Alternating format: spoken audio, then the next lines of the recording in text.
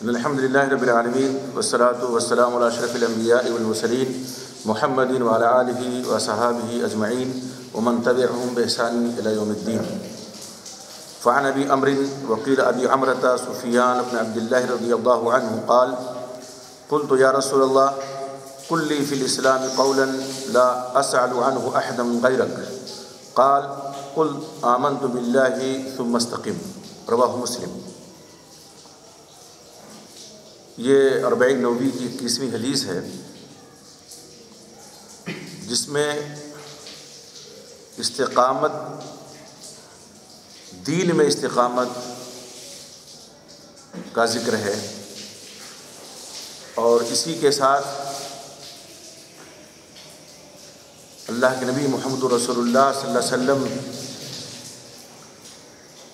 نے اس حدیث میں ایک صحابی رسول حضرت سفیان بن عبداللہ رضی اللہ تعالی عنہ کو ایمان باللہ اور استقامت فی الدین کا حکم دیا ہے۔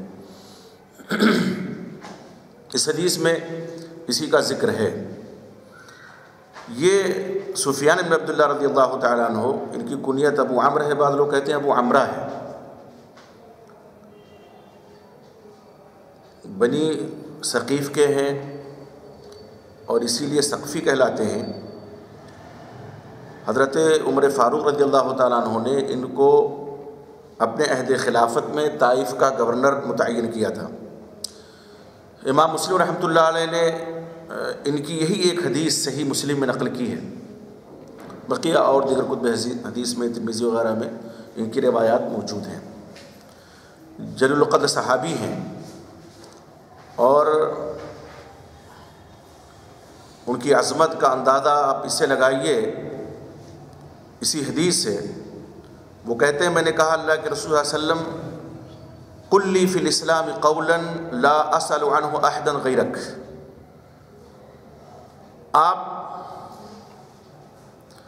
اسلام کے بارے میں مجھے کوئی ایک ایسی بات بتائیے کہ اس کے بارے میں آپ کے علاوہ کسی سے نہ پوچھوں۔ ایک بات اسلام کے سلسلے میں مجھے صرف ایک بات ایسی بتائیے کہ میں اس کے بارے میں آپ کے علاوہ کسی سے نہ سوال کروں، نہ پوچھوں۔ ایک بات کا سوال کیا تھا اور آپ صلی اللہ علیہ وسلم نے ایک ہی جواب دیا۔ آپ نے فرمایا قل آمنت باللہ ثم استقم، تم کہو کہ میں اللہ پر ایمان لایا، پھر اسی پر جم جاؤ، اسی پر ڈٹے رہو، ٹھیک ٹھیک اسی پر قائم رہو۔ بات بڑی مختصر ہے، حدیث کے الفاظ بہت ہی تھوڑے ہیں، انتہائی تھوڑے، ایک ہی بات ہے بس، لیکن اس کا معنی اور مفہوم کتنا وسیع ہے، کتنا کشادہ ہے کہ عام ذہن کا آدمی سوچ بھی نہیں پائے گا۔ آپ صلی اللہ علیہ وسلم کو اللہ رب العزت نے جوامع الکلم سے نوازا تھا، بات مختصر لیکن معنی بہت ہی وسیع اور کشادہ۔ حضرت ابو عمرو سفیان بن عبداللہ رضی اللہ تعالیٰ عنہ نے صرف اسلام کے بارے میں ایک بات پوچھی تھی آپ صلی اللہ علیہ وسلم سے کہ ایسی بات ایک بتا دیجئے کہ آپ کے علاوہ میں پھر کسی سے آپ کے بعد نہ پوچھوں اس کے بارے میں، اور آپ نے ایک ہی بات کا جواب دیا، ایک ہی جملے میں فرمایا تم کہو میں اللہ پر ایمان لایا، پھر اسی پر ڈٹ جاؤ۔ الفاظ بہت کم ہیں، لیکن اگر ہم اس کی معنویت پر غور کریں تو پورے اسلام اور اسلامی تعلیمات کو محیط ہے یہ ایک مختصر حدیث۔ ایمانیات، اسلامیات، ہماری نمازیں، روزے، حج، زکوٰۃ، سارے اعمال و افعال اور ساری نیکیاں اس چھوٹی سی حدیث میں موجود ہیں۔ گویا آپ صلی اللہ علیہ وسلم نے سمندر کو کوزے میں بند کر دیا۔ آپ دیکھیے، اگر ایک بندہ کہتا ہے میں اللہ پر ایمان لایا، تو کیا پھر وہ اللہ کے علاوہ کسی دوسرے کی پرستش کرے گا؟ نہیں، ایک دم شرک کی نفی کر دی اس نے۔ کیا ایمان باللہ کے بعد اگر وہ اسی پر جمع رہے، ڈٹا رہے، تو کیا وہ عبادات سے غفلت برتے گا؟ نہیں۔ کیا وہ نیک اعمال و افعال کرنے سے ہچکچائے گا؟ قطعاً نہیں۔ تو روزہ، نماز، حج، زکوٰۃ، توحید، ساری چیزیں تو داخل ہیں اس حدیث میں۔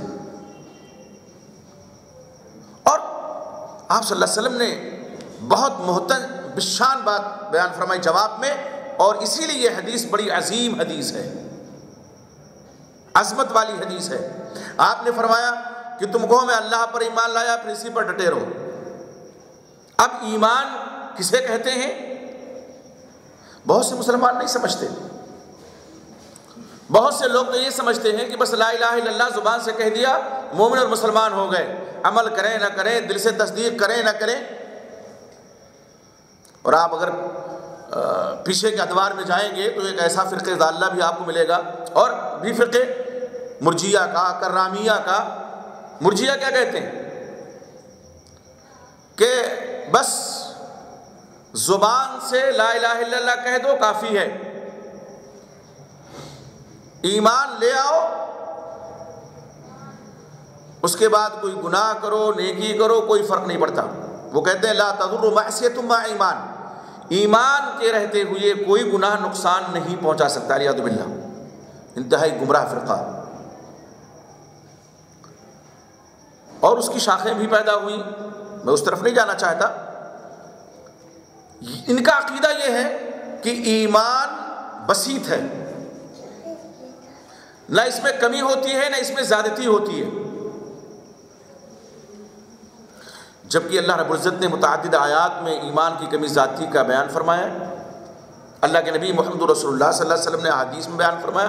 امام بخاری رحمۃ اللہ نے کتاب الایمان میں باقاعدہ باب ہی باندھا، باب و زیادت الایمان، ایمان کی زیادتی کا بیان اور اس سے نقصان کا بیان۔ اور کتاب الایمان کی ابتدا میں متعدد آیات کا ذکر کیا امام بخاری رحمۃ اللہ علیہ نے، وَلْيَزْدَادُوا إِيمَانًا وَزَادَتْهُمْ إِيمَانًا۔ تو ایمان میں زیادتی ہوتی ہے، اور جس چیز میں زیادتی ہوگی اس میں کمی بھی ہوتی ہے۔ ایمان میں زیادتی نیک عمل کرنے سے ہوتی ہے، اور کمی معصیت اور گناہ کرنے سے ہوتی ہے۔ تو ایمان کو بہت سے لوگ نہیں سمجھتے۔ اس کا لغوی معنی کیا ہے ایمان کا؟ دل سے تصدیق کرنا، اذعان اور یقین کرنا دل سے کسی بات پہ۔ لیکن شرعاً ایمان تین چیزوں کے مجموعے کا نام ہے۔ اقرار باللسان یعنی زبان سے اقرار کرنا، تصدیق بالجنان یعنی جس چیز کا ہم نے زبان سے اقرار کیا ہے دل سے اس کی تصدیق کریں، عمل بالارکان اور ارکان پر عمل کرنا۔ ایمان تین چیزوں کے مجموعے کا نام ہے۔ امام شافعی رحمۃ اللہ علیہ بھی فرماتے ہیں، اور بھی دیگر اسلاف نے اس کا ذکر کیا ہے کتاب السنت کے دلائل کی روشنی میں۔ ایمان مرکب ہے، بسیط نہیں ہے، یہ تین اجزاء سے مل کر کے بنا ہے۔ ایک آدمی اگر صرف زبان سے کلمہ پڑھ لے اور دل سے اس کی تصدیق نہ کرے تو وہ مومن نہیں ہے۔ امام شافعی فرماتے ہیں فالمخل بالاول کافر، جو زبان سے اقرار نہ کرے وہ کافر ہے۔ والمخل بالثانی منافق، ایک آدمی زبان سے اقرار کرتا ہے لیکن دل سے تصدیق نہیں کرتا، فرماتے ہیں وہ منافق ہے۔ جب مدینے کے منافقین تھے، آتے تھے آپ صلی اللہ علیہ وسلم کی خدمت اقدس میں تو کہتے تھے نشہد انک لرسول اللہ، ہم تو گواہی دیتے ہیں البتہ بے شک آپ اللہ کے رسول ہیں، لیکن کیا تھا؟ ان کے دل میں ایمان نہیں تھا۔ والمخل بالثالث فاسق، فرماتے ہیں اور ایک آدمی زبان سے اقرار بھی کرتا ہے، دل سے بھی تصدیق کرتا ہے لیکن عمل نہیں کرتا، وہ فاسق ہے۔ تو ایمان مرکب ہے، ایمان تین چیزوں کے مجموعے کا نام ہے، اور آدمی جب ایمان لے آتا ہے تو سارے اعمال و افعال آگے اس میں گنے نیک، توحید سے لے کر کے اور انسان کے دنیا سے جانے تک، جنازے تک، سارے مسائل آگے اس میں۔ اب وہ اگر عمل کرے گا تو کس بات پہ؟ اس پہ جس کو اللہ نے قرآن میں فرمایا، یا اس پہ جسے اللہ کے نبی محمد رسول اللہ صلی اللہ علیہ وسلم نے اپنی احادیث مبارکہ میں فرمایا۔ وہ دائیں بائیں نہیں جائے گا، اور یہی استقامت کا معنی ہے۔ استقامت کسے کہتے ہیں؟ کہ آدمی صراط مستقیم پر چلے اور یمین و شمال، دائیں بائیں نہ مڑے، ادھر ادھر نہ بھٹکے، اسی پر جمع رہے سیدھے راستے پر۔ وَاسْتَقِمْ كَمَا أُمِرْتَ، جیسا حکم دیا گیا آپ کو اسی طرح سیدھے راستے پہ رہے۔ ہم نماز میں جب سورہ فاتحہ پڑھتے ہیں تو اللہ رب العزت سے دعا کرتے ہیں اس میں کہ اهْدِنَا الصِّرَاطَ الْمُسْتَقِيمَ، اللہ مجھے سیدھی راہ دکھا، اس کی رہنمائی فرما۔ اور سیدھی راہ، اس کی تشریح اللہ کے نبی محمد رسول اللہ صلی اللہ علیہ وسلم نے فرمائی۔ حضرت عبداللہ بن مسعود وغیرہ کی روایت جس میں آپ کے بارے میں فرماتے ہیں خطا خطا مستقیما، آپ صلی اللہ علیہ وسلم نے ایک سیدھی لکیر کھینچی، وخط خطین عن یمینہ وخط خطین عن شمالہ، اور دو لکیریں آپ نے اس سیدھی لکیر کے دائیں جانب کھینچی اور دو لکیریں آپ صلی اللہ علیہ وسلم نے اس سیدھی لکیر کے بائیں جانب کھینچی، اور سیدھی لکیر پہ آپ نے انگلی رکھ کے فرمایا ھذا صراط اللہ مستقیما، یہ اللہ کا سیدھا راستہ ہے، یہ اللہ کی سیدھی راہ ہے۔ اور یہ آڑی ترچھی جو آپ نے لکیریں کھینچی تھی ان کی جانب آپ نے اشارہ کرتے ہوئے فرمایا ھذہ سبل الشیطان، یہ شیطانی راہیں ہیں۔ اب استقامت کسے کہتے ہیں؟ کہ آدمی صراط مستقیم پر رہے، مائل نہ ہو، ادھر ادھر جھکے نہیں۔ بے شک ہر پگڈنڈی پہ شیطان وہیں سرے پہ بیٹھا ہوا ہے اور بلا رہا ہے اس طرف، آدمی سیدھے راستے پہ جا رہا ہے، شیطان نے ادھر اچک لیا، ادھر چلے جاؤ، ادھر چلے جاؤ۔ جو آدمی استقامت والا ہوتا ہے، اور استقامت یہ بہت بڑی دولت ہے، استقامت میں بھی ساری چیزیں آ جاتی ہیں۔ ہم توحید کا اقرار کریں گے تو اب شرک کا شائبہ بھی ہمارے اندر نہیں آنا چاہیے۔ یہ نہیں کہ نمازیں تو مسجد میں آ کے پڑھتے ہیں اور پیشانیاں کہیں اور جا کر کے جھکتی ہیں، دل و دماغ میں کوئی اور بسا ہوا ہے۔ یہاں نماز میں تو یہ عہد و پیمان کر رہے ہیں ایاک نعبد و ایاک نستعین، اے اللہ ہم تیری ہی عبادت کرتے ہیں اور اے اللہ ہم تجھ ہی سے مدد طلب کرتے ہیں۔ اور جیسے مسجد سے باہر نکلے دوسروں کو پکارنا شروع کر دیا، یا غوث المدد، یا شیخ عبد القادر جیلانی شیئا للہ، یا فلاں یا فلاں، اغثنی یا علی المدد۔ تو یہ کیا ہے؟ یہ استقامت نہیں ہے۔ استقامت کیا ہے؟ کہ ہم نے جب کلمہ پڑھ لیا تو اس کلمے کے تقاضوں کو پورا کریں اور شرک کا شائبہ بھی اپنے اندر نہ پیدا کریں اور نہ آنے دیں اپنے قریب شرک کو۔ یہ استقامت ہے۔ کسی کے بہکاوے میں نہ آئے، لالچ میں نہ آئے، ترغیب و ترہیب سے ہم توحید سے انحراف نہ کریں کہ کسی نے ترغیب دی، رغبت دلائی، کوئی لالچ دیا اور ہم اس طرف چلے گئے، یا ڈرایا کسی نے کہ بات نہیں مانو گے ہماری تو یہ کریں گے اور وہ کریں گے۔ اور یہی جب استقامت، گزشتہ قوموں کی تاریخ اٹھا کر کے دیکھیے، یہی جب استقامت کم ہوئی ان کے اندر تو شرک نے نفوذ کیا اور داخل ہو گیا شرک ان کے دلوں میں بھی، ان کے معاشرے میں بھی، ان کے سماج میں بھی۔ عیسائیوں کو دیکھیے تثلیث کے قائل ہو گئے۔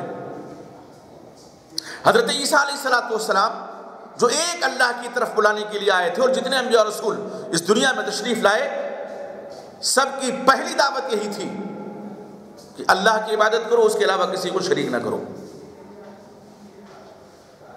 وَلَقَدْ أَرْسَلْنَا نُوحًا إِلَىٰ قَوْمِهِ فَقَالَ يَا قَوْمِ اعْبُدُوا اللَّهَ مَا لَكُم مِّنْ إِلَٰهٍ غَيْرُهُ۔ ہم نے نوح علیہ السلام کو ان کی قوم کی طرف بھیجا تو انہوں نے کہا اپنی قوم سے، میری قوم کے لوگوں ایک اللہ کی عبادت کرو، اس کے علاوہ کوئی معبود برحق نہیں ہے۔ حضرت شعیب نے، حضرت ہود نے، حضرت صالح نے، ذکر موجود ہے قرآن میں لکھا، تمام انبیاء کرام علیہ السلام نے ایک اللہ کی طرف بلایا۔ حضرت عیسیٰ علیہ السلام نے بھی ایک اللہ کی طرف، لیکن ان کے ماننے والوں نے کیا کیا؟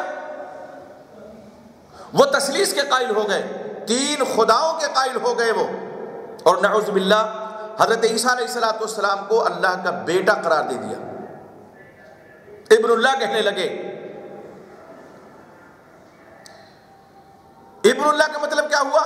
نعوذ باللہ اللہ کا بیٹا۔ اور اللہ قرآن میں کیا فرماتے ہیں؟ لم یلد ولم یولد، نہ اللہ نے کسی کو جنا ہے، نہ اللہ کسی سے جنا گیا ہے۔ بیٹا بیٹی ان تمام چیزوں سے اللہ رب العزت کی ذات مبرہ ہے، پاک ہے۔ لیکن انہوں نے کیا کیا؟ اللہ کا جز بنا دیا نعوذ باللہ عیسیٰ علیہ السلام کو۔ اور پھر یہیں پر بس نہیں، ان پر جو کتاب الہی اللہ رب العزت نازل فرمائی تھی اس میں تحریف کیا انہوں نے، 4 انجیلیں بنا دی انہوں نے، جن کو آج اناجیل اربع کہا جاتا ہے۔ تحریف در تحریف، بدعات در بدعات، ظلمات بعضها فوق بعض، تاریکیاں در تاریکیاں، ان میں یہ امت پڑ گئی۔ اور آج ہم اور آپ ان کو بے شک گمراہ کہتے ہیں، اور ہم جو قرآن نے ان کو کہا ہے، ان لوگوں نے کفر کیا کہ جنہوں نے کہا کہ 3 خدا ہیں۔ نعوذ باللہ۔ تو ایمان اور استقامت یہ دونوں لازم ملزوم ہیں، اور اسی لیے آپ صلی اللہ علیہ وسلم نے فرمایا قل آمنت باللہ ثم استقم۔ یہ نہیں ہو سکتا کہ ایک آدمی ایمان کا دعویٰ کرے اور استقامت کی راہ نہ چلے، نہیں، اس کو چلنا ہوگا، تبھی واقعی وہ مومن ہے۔ وہ کسی کے بہکاوے میں نہیں آئے گا، کسی کے خوف دلانے سے خوف زدہ نہیں ہوگا۔ جو توحید کی دولت اسے مل گئی اللہ رب العزت کی طرف سے، اس سے یکسر منہ وہ انحراف نہیں کر سکتا۔ تو استقامت توحید میں، استقامت نماز میں، استقامت روزوں میں، استقامت زکوٰۃ میں، استقامت حج میں، استقامت تمام نیک اعمال میں ہے۔ ہم نماز پڑھنے آتے ہیں، یہاں دیکھیے کتنا بڑا امتحان ہے۔ بہت سے لوگوں نے خود ساختہ نمازیں ایجاد کر لی ہیں، خود ساختہ طریقے بنا لیے ہیں۔ آپ جن کو اپنے آپ کو اہل قرآن کہتے ہیں، لیکن ہم ان کو منکر حدیث کہتے ہیں، ان کو دیکھیے 5 وقتہ نماز کے ان میں سے بعض قائل نہیں، صرف 3 وقت، کچھ لوگ 2 وقت، اور کچھ لوگ 1 ہی وقت کے قائل ہیں۔ پھر نماز پڑھنے کا طریقہ بھی عجیب ہے۔ کیا فائدہ آمنت باللہ کہنے سے اگر استقامت نہیں ہے تو؟ ایمان باللہ کا تقاضا یہ ہے کہ اللہ رب العزت نے جو ہدایت اللہ کے نبی محمد رسول اللہ صلی اللہ علیہ وسلم پہ نازل فرمائی ہے، اور جو پیغام دے کر کے آپ کو مبعوث فرمایا ہے، اس کو بے کم و کاست انسان مانے۔ اللہ رب العزت نے قرآن نازل فرمایا آپ صلی اللہ علیہ وسلم کے قلب اطہر پہ، تو اس کی وضاحت کی ذمہ داری بھی اللہ نے آپ ہی کو سونپی۔ اللہ نے کیا فرمایا سورہ نحل میں؟ وَأَنزَلْنَا إِلَيْكَ الذِّكْرَ لِتُبَيِّنَ لِلنَّاسِ مَا نُزِّلَ إِلَيْهِمْ۔ ہم نے آپ کی طرف ذکر اس لیے نازل کیا ہے تاکہ جو کچھ ان کے لیے نازل کیا گیا ان کی طرف اس کی آپ وضاحت کر دیں۔ وضاحت کی ذمہ داری، قرآن کی وضاحت کی ذمہ داری اللہ نے کس کو دی؟ محمد رسول اللہ صلی اللہ علیہ وسلم نے، اور کسی کو نہیں۔ من مانی توضیح اور تشریح کوئی نہیں کر سکتا۔ اللہ کے نبی محمد رسول اللہ صلی اللہ علیہ وسلم کی احادیث مبارکہ قرآن مجید کی بے عینی تفسیر ہیں۔ احکام کی آیات کو آپ دیکھیے، زیادہ تر میں اجمال ہے۔ اقیموا الصلاۃ وآتوا الزکاۃ، نماز قائم کرو، زکوٰۃ دو۔ نماز کیسے قائم کریں، زکوٰۃ کیسے دیں، یہ کہاں ہے؟ قرآن میں نہیں ہے۔ نماز ظہر کے رکعت، عصر کے رکعت، مغرب کے رکعت، عشاء کتنی رکعت، فجر کے رکعت، قرآن میں کہاں ہے؟ حدیث میں۔ 5 وقت کی نماز، یہ کہاں ہے؟ حدیث میں۔ فرائض کتنے ہیں، یہ کہاں ہے؟ حدیث میں۔ زکوٰۃ کا نصاب کہاں ہے؟ حدیث میں۔ سونے میں کیا نصاب ہے، سونے کا نصاب کیا ہے، چاندی کا کیا ہے، اونٹ کا کیا ہے، گائے کا کیا ہے، بکری کا کیا ہے، گنوں کا نصاب کیا ہے، کھجور کا نصاب کیا ہے، یہ ساری چیزیں کہاں ہیں؟ حدیث میں۔ آپ صلی اللہ علیہ وسلم نے ان کی وضاحت فرمائی ہے، قرآن میں اجمال ہے۔ آپ نے نماز پڑھی تو فرمایا صلو کما رأیتمونی اصلی، تم اس طرح نماز پڑھو جس طرح تم نے مجھے نماز پڑھتے ہوئے دیکھا ہے، اور آپ کی نماز احادیث مبارکہ میں موجود ہے۔ آپ نے حج کیا تو فرمایا خذوا عنی مناسککم، مجھ سے مناسک حج لے لو۔ اور مناسک حج میں تو بعض مواقع پہ عقل حیران رہ جاتی ہے کہ یہ کیا؟ آپ دیکھیے صفا مروہ کے درمیان جب سعی کرتے ہیں لوگ، تو حضرت ہاجرہ علیہ السلام جتنی دور دوڑی تھیں، آج وہاں سبز پٹی ہے اور ٹیوب لائٹ جلتی ہے۔ آج دوڑنے کا حکم کن کو ہے؟ مردوں کو ہے، لیکن دوڑی کون تھی؟ حضرت حاجرہ عورت تھی، خاتون تھی، خاتون کو شریعت میں منع ہے کہ وہ نہیں دوڑے گی اتنی جگہ. کون دوڑیں گے؟ مرد دوڑیں گے. عقل کیا کہتی ہے کہ جب عورت دوڑی تھی تو عورتوں ہی کو دوڑنا چاہیے. عقل حیران ہے. آپ دیکھیے حج کا حکم قرآن میں ہے، قرآن میں حج کا حکم ہے کہ نہیں ہے، لیکن تفصیل کیسے حج کیا جائے یہ قرآن میں نہیں ہے.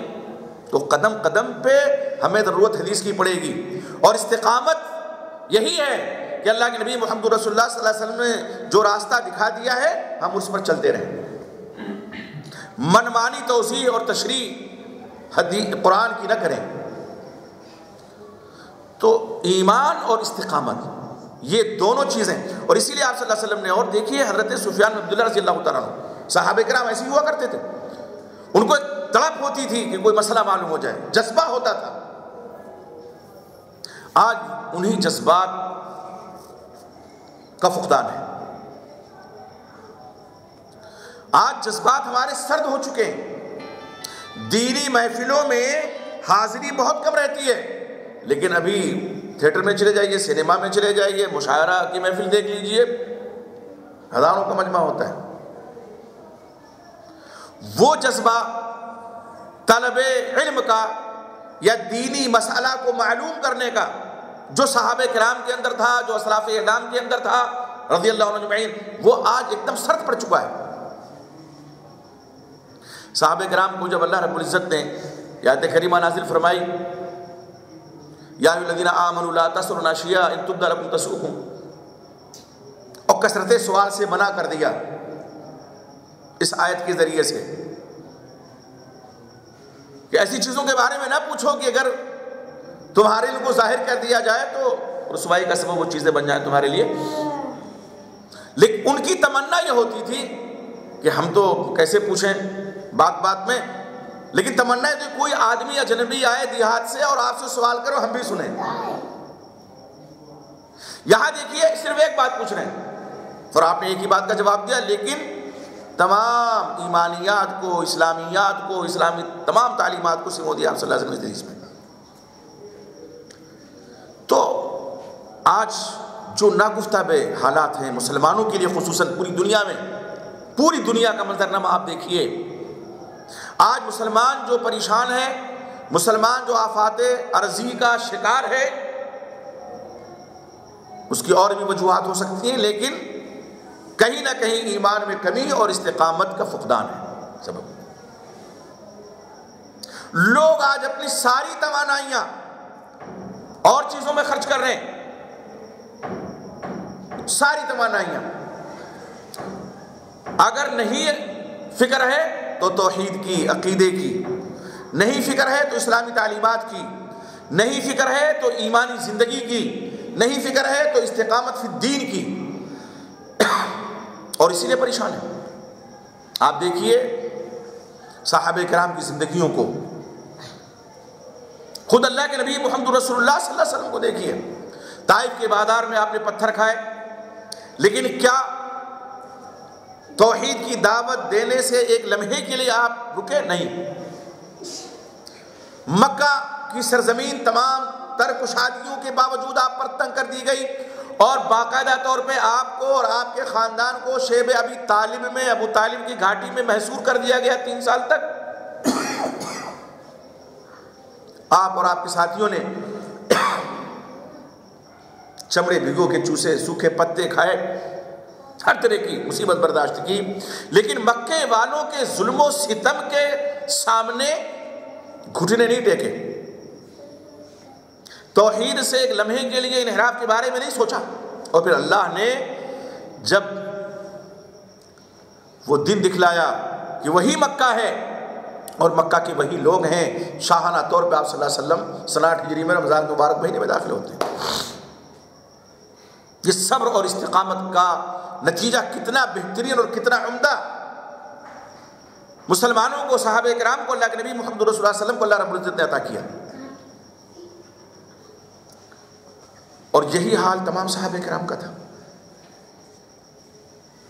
خطبہ جمعہ میں نے بیان کیا کس طرح سے حضرت بلال حبشی کو، سمیہ کو، اور آل یاسر کو، حضرت عمار کو، یاسر کو، حضرت خباب کو کس طرح ستایا گیا. لیکن وہ جب کہہ دیا ایمان لے اللہ پر تو اب نہیں ڈگ سکتے ادھر ادھر، کوئی بھی تکلیف کیوں نہ ہو، کوئی بھی لالچ کیوں نہ ہو. لالچ ہمیں لوگوں نے دی. حضرت عبداللہ بن حذافہ سہمی رضی اللہ تعالیٰ عنہ بڑے مشہور صحابی ہیں. کنز العمال میں اور کتاب الفضائل میں ان کا واقعہ منقول ہے. رومی لشکر نے ان کو گرفتار کر لیا اور دیگر مسلمانوں کے ساتھ. یہ وہ تھے، سردار تھے، قائد تھے لشکر کے، یہ بھی گرفتار ہو گئے. رومی بادشاہ نے ان کو اپنے دربار میں بلایا پابجولہ اور لالچ دیا، یعنی ترغیب اور ترہیب دونوں ہتھیار اس نے آزمائے. ترغیب دی، پھر ڈرایا بھی، اور کہا دین عیسائیت قبول کر لو. عیسائی بادشاہ تھا، کہا عیسائی ہو جاؤ معاف کر دیں گے اور یہ دیں گے وہ دیں گے. حضرت عبداللہ بن حذافہ صحابی رضی اللہ عنہ نے فرمایا کہ تم اگر اپنی پوری سلطنت دے دو مجھے، اس نے آدھی سلطنت کی پیشکش کر دی تھی، کہا پوری سلطنت دے دو، تب بھی میں ایمان سے ہٹ نہیں سکتا. جو کلمہ میں نے پڑھ لیا ہے اور جو ایمان میرے دل میں موجود ہے، میں اس سے ایک سرے منہ انحراف، ایک بال کے برابر بھی انحراف نہیں کر سکتا. اس نے کہا انجام سوچ لو. کیا ایک جان ہے، مار دو گے. اس نے اپنے کارندوں کو بلایا اور کہا ان کو صلیب پہ لٹکاؤ، اور کارندوں سے، تیر اندازوں سے کہا ان پر تیر برساؤ، ان کے کان میں سرگوشی کی، لیکن خیال رہے کہ کوئی تیر لگے نہیں. وہ چاہتا یہ تھا کہ اگر یہ عیسائی ہو جائے گا تو اور جو پکڑے گئے ہیں مسلمان وہ بھی اپنے سردار کو دیکھ کر کے عیسائی ہو جائیں گے. بس ایسا تیر چھوڑو کہ جسم کو نہ لگے، چھو کر کے گزر جائے. مقصد کیا تھا؟ یہ دہشت زدہ ہو جائے اور خوف اور ہراس میں ایمان سے پھر جائیں، استقامت کی راہ چھوڑ دیں. خوب تیر برسے، لیکن کہا بتاؤ ورنہ کوئی تیر تمہارے سینے کے پار بھی ہو سکتا ہے. کہا کچھ بھی ہو جائے میں عیسائیت قبول نہیں کر سکتا، میں ایمان سے پھر نہیں سکتا. کہا اتارو. اتارا گیا حضرت عبداللہ بن حذافہ صحابی رضی اللہ تعالیٰ عنہ. اس نے حکم دیا، آگ جلائی گئی اور دیگ رکھی گئی، اس میں ایک روایت میں کہ پانی کھولایا گیا، دوسرے میں کہ تیل، اور مسلمان قیدیوں میں سے قیدی کو لایا گیا اور ڈال دیا گیا اس کھولتے ہوئے. حضرت عبداللہ بن حذافہ صحابی رضی اللہ تعالیٰ عنہ کے سامنے کہا یہ انجام ہوگا تمہارا بھی. انہوں نے کہا کچھ بھی ہو جائے میں اسلام اور ایمان سے پھر نہیں سکتا ہوں. اس نے حضرت عبداللہ بن حذافہ کو بھی حکم دیا کہ ان کو بھی ڈال دیا جائے اسی دیگ میں. اور جب لوگ پکڑ کے جاڑنے لگے، حضرت عبداللہ بن حذافہ صحابی رضی اللہ عنہ رونے لگے بے ساختہ. اس نے سوچا اب عقل ان کی ٹھکانے آ گئی. احمق آدمی یہی سوچ سکتا ہے نا. اس نے کہا اچھا چھوڑو، ادھر لاؤ میرے پاس. بٹھایا اپنے سامنے. کہا اب بولو. کہا کیا بولے؟ کبھی عیسائیت قبول کرو گے کہ نہیں کرو گے؟ کہا بالکل نہیں. تو کہا ابھی ڈال دیے جاؤ گے؟ کہا ڈال دیے جائیں. کہا پھر رو کیوں رہے تھے؟ کہا میں رو اس لیے رہا تھا کہ آج میرے پاس صرف ایک جان ہے اور وہ جان اللہ کی راہ میں قربان ہونے جا رہی ہے. میں اس لیے رو رہا تھا کہ کاش کہ میرے جسم میں جتنے بال ہیں، جتنے روئیں ہیں، ہر بال میں جان ہوتی اور ہر جان اللہ کی راہ میں قربان ہو جاتی. میں اپنی بدنصیبی میں رو رہا ہوں کہ اللہ کے حضور صرف ایک جان لے کر کے جا رہا ہوں، اور تو کیا سمجھتا ہے کہ ڈر سے رو رہا تھا میں؟ وہ سمجھ گیا کہ ایمان اتنا پختہ ہے، اس استقامت میں یہ شخص استقامت کا پہاڑ ہے، یہ ڈگ نہیں سکتا، یہ پھر نہیں سکتا. اس نے کہا اپنی بات رکھنے کے لیے، اپنا بھرم رکھنے کے لیے، گویا کہ میری بات آخری تو رہ جائے کم سے کم. کہا اچھا ایک بات میری مان لو. کہا کیا؟ کہا میری پیشانی کا بوسہ لے لو میں تمہیں چھوڑ دوں گا. پیشانی کا بوسہ لے لو میں تمہیں چھوڑ دوں گا. حضرت عبداللہ بن حذیفہ صحابی رضی اللہ تعالیٰ عنہ نے اس آفر پہ بھی ایک شرط رکھی. کہا ایک شرط کے ساتھ میں آپ کی پیشانی کا بوسہ لے سکتا ہوں. کہا کیا؟ کہا جتنے مسلمان قیدی ہیں سب کو رہا کر دو میں تمہاری پیشانی کا بوسہ لے لوں گا. اپنی ہی جان کی پرواہ نہیں. اب اس کو اپنی بات رکھنی تھی. روم کا فرما روا ہے، جیسے آج امریکہ ہے، روس ہے، یہ سپر پاور ہیں، ایسے روم و ایران کی سلطنتیں اس وقت تھی. لیکن مومن کی نظر میں کوئی بھی سپر پاور نہیں ہے. اس کے ایمان کے آگے، اس کے یقین کے آگے، اس کے استقامت کے آگے کوئی بھی سپر پاور نہیں ہے. اگر کوئی ذات ہے جس سے مومن ڈرتا ہے، خوف زدہ ہوتا ہے، تو وہ اللہ رب العزت کی ذات ہے. اس کے علاوہ کسی سے نہیں مومن خوف کھاتا. اور جس کے دل کے اندر غیروں کا خوف بیٹھ جائے اس کے دل سے اللہ کا خوف نکل جاتا ہے دھیرے دھیرے. اور جس کا نتیجہ آج ہم پوری دنیا میں دیکھ رہے ہیں. اللہ کا خوف نکلا، لوگ عیاشیوں میں، فحاشیوں میں، جرائم کے ارتکاب میں ملوث ہو گئے. اللہ نے اپنی نصرت و تائید اٹھا لی امت مسلمہ سے. وہ 313 تھے، لرزتا تھا زمانہ، پر آج کروڑوں ہیں غلامی کے حوالے. ذہنی غلام بن کر کے آج مسلمان رہ گیا ہے. بھلے قید و بند کی صحبت بہت سے لوگ نہ برداشت کرتے ہوں، لیکن یہ ذہنی غلامی ہے کہ ہم اس طرح سے جی رہے ہیں. اس نے کہا ٹھیک ہے چھوڑ دیتے ہیں. وہ قیدی رہا ہو کر کے حضرت عمر فاروق رضی اللہ عنہ کے پاس پہنچے. انہی کے زمانے کا واقعہ ہے. یہ واقعہ بیان کیا کہ اس بنیاد پر ہم چھوٹے ہیں. حضرت عمر فاروق نے تمام لوگوں سے مخاطب ہو کر کے کہا کہ جب عبداللہ آئیں تو سب لوگ ان کی پیشانی کا بوسہ لیں. اللہ نے مرتبہ کتنا بلند کر دیا اس مرد مومن کا. ذرا یہ دیکھیے بات کیا تھی. یہی تو ایمان اور استقامت، اور کیا چیز تھی؟ ایمان اور استقامت نے اتنا بلند مرتبہ اس شخص کا کیا، ان صحابی رسول رضی اللہ عنہ کا، کہ جب یہ پہنچتے ہیں سب لوگ پیشانی کا بوسہ لینے کے لیے اٹھتے ہیں. لیکن سبقت کون کرتا ہے؟ حضرت عمر فاروق رضی اللہ تعالیٰ عنہ، خلیفۃ المسلمین ہیں، امیر المومنین ہیں، وقت کے حاکم ہیں، فرما روا ہیں، اور جن کی ہیبت کا عالم یہ ہے کہ قیصر و کسریٰ کے ایوانوں میں زلزلے طاری ہوتے تھے. وہ عظیم شخصیت اٹھتی ہے اور حضرت عبداللہ بن حذیفہ صحابی رضی اللہ عنہ کی پیشانی کا وہ بوسہ لیتے ہیں. حضرت عبداللہ بن حذیفہ صحابی کی حیثیت کیا تھی؟ وہ کیا تھے؟ سپہ سالار ہی تو تھے. گویا وہ حکومت کے خادم تھے، حکومت کے خادم تھے. سپہ سالار کیا ہوتا ہے؟ کسی بھی حکومت کا سپہ سالار حکومت کا خادم ہوتا ہے. لیکن اس خادم کا مرتبہ اللہ نے ایمان اور استقامت کی وجہ سے کتنا بلند فرمایا کہ وقت کا حاکم اٹھ کر کھڑے ہو کر کے اس کی پیشانی کا بوسہ لیتا ہے. تو یہ ہے ایمان و استقامت کی مثال، ہو زندہ اور تابندہ مثال ہے ہمارے سامنے. اللہ کے نبی محمد رسول اللہ صلی اللہ علیہ وسلم نے جو ایک لفظ، ایک جملے میں جواب دیا، واقعی ایسا جواب کوئی سوچ بھی نہیں سکتا ہے. آپ جوامع الکلم سے نماز دے گئے تھے، فرمایا قل آمنت باللہ ثم استقم، تم کہو میں اللہ پر ایمان لایا، پھر اسی پر جم جاؤ اور اسی پر ڈٹے رہو. آندھیاں آئیں، جھکڑ چلے، طوفان باد و باران کیوں نہ ہو، توحید کے خلاف، تمہارے ایمان کے خلاف، لیکن صراط مستقیم سے ڈگنا نہیں ہے. جان تو ایک ہی ہے نا، ایک دن جانی ہے. آخر یہ ساری چیزیں کس لیے ہیں؟ ہم آج جو مغرب زدگی کا شکار ہیں اور ان کو آئیڈیل اپنا سمجھتے ہیں، محض دنیاوی عیش و آرام ہی کے لیے تو کہ آج وہ، حالانکہ مغرب اس وقت جس دور سے گزر رہا ہے وہ وہاں کے لوگوں کے لیے تاریخ کا سب سے زیادہ اخلاقی اعتبار سے پستی کا دور ہے.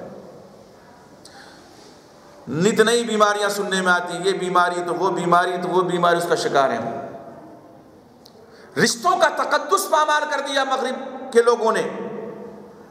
باپ بیٹے کا رشتہ، والدین کا اور اولاد کا رشتہ، خاندان کا نظام سارا درہم برہم ہے. بچہ پیدا ہوتا ہے، بڑا ہوتا ہے، اس کو پتہ نہیں اس کا باپ کون ہے۔ یہ کیا ہے؟ یہ کون سی ترقی ہے؟ یہ ترقی کی کون سی منزل ہے کہ بچہ بڑے ہو کر کے اپنے باپ کو نہیں جانتا اس کا باپ کون ہے؟ اس کی ماں تو شادی سے پہلے ہی اس کی ماں نے اس کو جنم دے دیا، اس کو پتہ ہی نہیں ہے اس کا باپ کون ہے۔ اور کس طرح سے فحاشی وہاں عام ہے، ہتھیار میں بہت آگے، سائنس میں بہت آگے، لیکن یہ چند روزہ زندگی کا سامان ہے۔ آنکھ بند ہوئی سب ٹھاٹ پڑا رہ جائے گا، جب لات چلے گا بنجارا۔ موت کا فرشتہ جب آئے گا، یہ ساری رعنائیاں، ساری زیبائشیں اور دنیا کا سارا کر و فر یہ ختم ہو جائے گا۔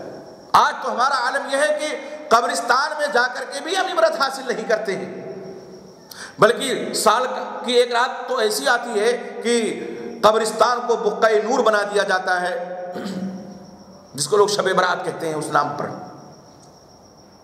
ذرا بھی خوف نہیں آتا، ذرا بھی دل لرزیدہ اور ترسیدہ نہیں ہوتا کہ ایک دن یہاں سب کو پہنچنا ہے، ہمیں اور آپ سب کو پہنچنا ہے یہاں پہ۔ جا گور غریباں پہ نظر ڈال بعبرت، کھل جائے گی تجھ پہ تیری دنیا کی حقیقت۔ شاعر کہتا ہے گور غریباں، قبرستان پہ نظر ڈال کے دیکھو، دنیا کی حقیقت تمہارے سامنے۔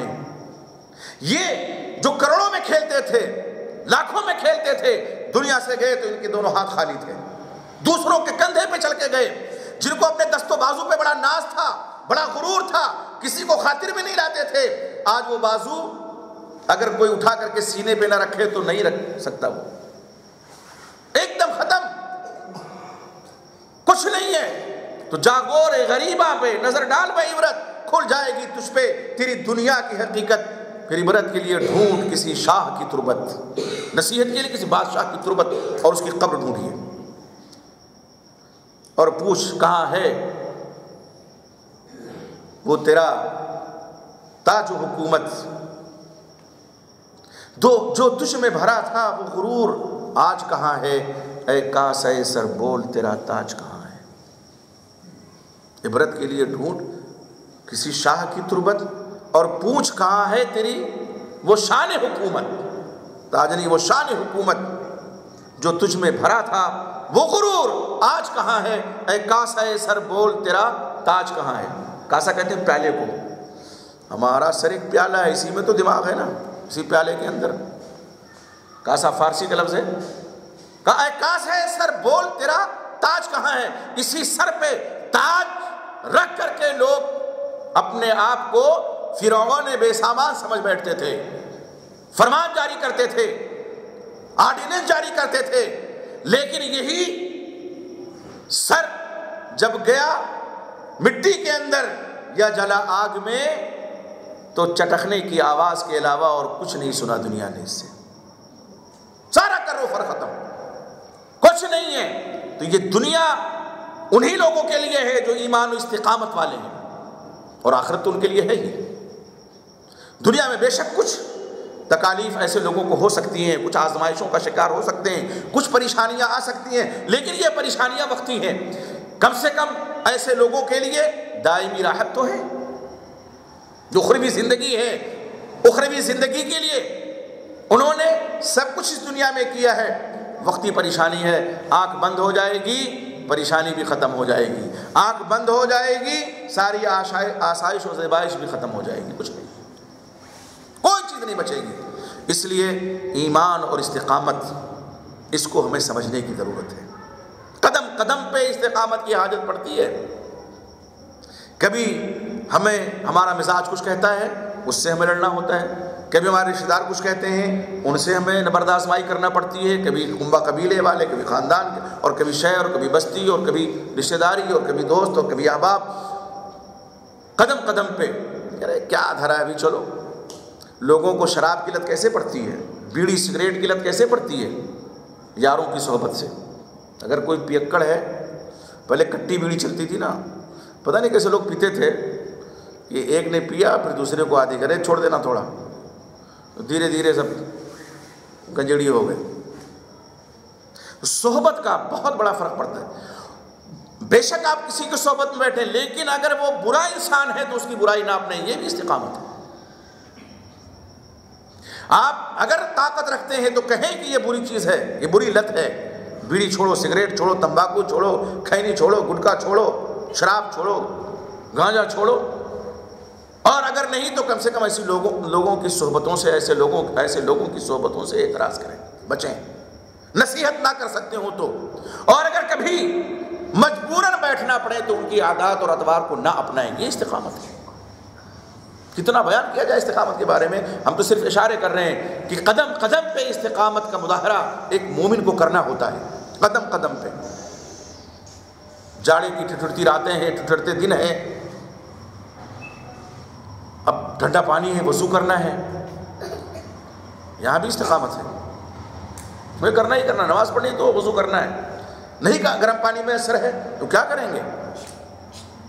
بہت سے لوگ فتوے پوچھتے ہیں مجھے بیمار ہونے کا خطرہ ہے، ارے خطرہ تو بعد میں ہے، ہاں اگر کوئی بیمار ہے اس کے لیے بے شک صحیح شریعت میں آسانی ہے، چھوٹ ہے، لیکن اس بہانے سے کہ ابھی ٹھنڈا پانی استعمال کریں گے بیمار ہو جائیں گے، یہ آپ کو کیسے پتا کہ بیمار ہو جائیں گے؟